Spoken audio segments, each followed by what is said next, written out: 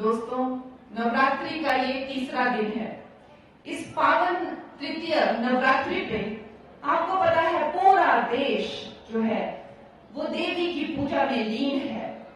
माता का अनुष्ठान हो रहा है। छोटी छोटी बच्चियों को लाकर उनके पैर धोए जा रहे हैं, उनको शालुए दिए जा रहे हैं, टीकू दिए जा रहे हैं, बिंदिया लगाई जा रही है, प्रसाद और दक्षिणा दी जा रही है। इस तरह से हर जगह नारी शक्ति की जो है पूजा हो रही है, वंदन हो रहा है। लेकिन जो कांग्रेस की महिला विरोधी सोच है, जो उनकी दुष्ट सोच है, वो नवरात्रि में भी उस दुष्ट सोच को कोई विराम नहीं देते हैं। जब से मेरा नाम अनाउंस हुआ है, इनके इतनी मिर्ची लग रही है, इतनी मिर्ची लग रही है कि दिन रात मुझे अपमानित करने में, दिन रात मुझे कलंकित करने में, मुझे दोष लगाने में दिन रात लगे हुए हैं। नवरात्रों में भी इनको चैन नहीं है। जैसे मेरी बहन धनेश्वरी जी ने कहा कि एक बड़ा पप्पू है दिल्ली में, लेकिन हमारे यहाँ पे भी एक छोटा पप्पू है।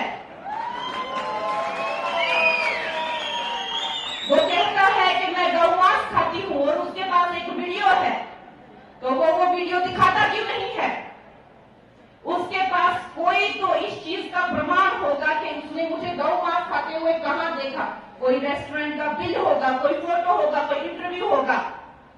झूठा और एक नंबर का पलटूबाज है ये छोटा पप्पू। लेकिन आप इससे उम्मीद ही क्या कर सकते हैं जब इसका सीनियर बड़ा पप्पू कहता है कि हमें शक्ति का विनाश कर देना है। जो भी हिंदू धर्म की जो शक्ति है, देवी शक्ति जो है, उसका विनाश कर देंगे। तो जब बड़ा पप्पू ऐसे बातें करता है तो छोटे पप्पू से क्या उम्मीद की जा सकती है? छोटा पप्पू मुझे कहता है कि ये कलंकित है, ये अपवित्र है और इसको देवभूमि में आकर पवित्र होना चाहिए। मैं उसको पूछना चाहती हूँ कि उसे क्यों लगता है कि मैं अपवित्र हूँ? क्योंकि मैंने अपने बाप के नाम के बिना, अपनी माँ के नाम के बिना, अपने आप खुद अपना नाम मुंबई नगरी में बनाया, इसलिए उसको लगता है मैं अपवित्र हूँ।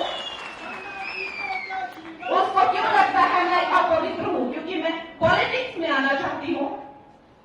उसकी क्यों जल्दी है कि मैं पॉलिटिक्स में आना चाहती हूँ? मैं अपनी महिला बहनों को पूछना चाहती हूँ कि ये जो पुरुष प्रधान समाज है, आज तक हमने इनको वोट दिए हैं, आज तक हमने सब सपोर्ट किया है, लेकिन आप अपनी आंखें बंद कीजिए और अपने आप से पूछिए, जब आप सोचते हैं कि सेंटर में कितनी महिलाएं हैं, मिनिस्टर कितनी महिलाएं आपके सामने आती हैं? 2-3। आप जब राज्य में सोचते हैं कितनी महिलाएं मंत्री या मुख्यमंत्री हैं, कितनी महिलाएं आपकी आंखों के सामने आती हैं? 2-3। यही क्या हमारी बेटियों का भविष्य है?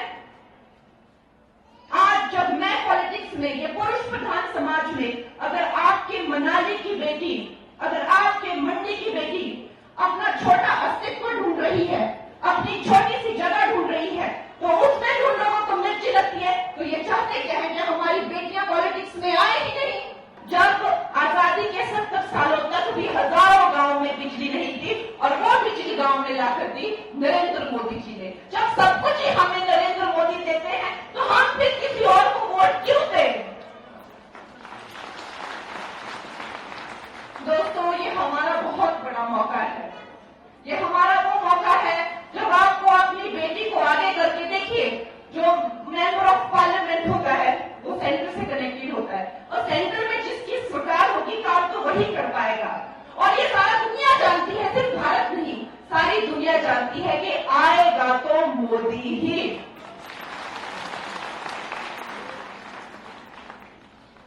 तो दोस्तों, जब हमें पता है कि आएगा तो मोदी ही, तो आपने अपनी सेविका को भी पूरा मौका देना है। और ये जो लोग कहते हैं कि आती है और ढिंचक ढिंचक करती है, मैं उस बंदे को बुलाना चाहती हूँ और उसको अपनी फिल्म का मैं एक सीन दूंगी, और अगर वो मेरी फिल्म का वो सीन कर दे तो राजनीति तो क्या, मैं भारत छोड़ के चली जाऊंगी। अगर वो मेरी फिल्म का एक सीन जो मैं उसको दूं, तो अगर वो कर दे तो राजनीति तो क्या, मैं भारत छोड़ के चले जाऊंगी। जाओगी। कला हमें नहीं चुन, हम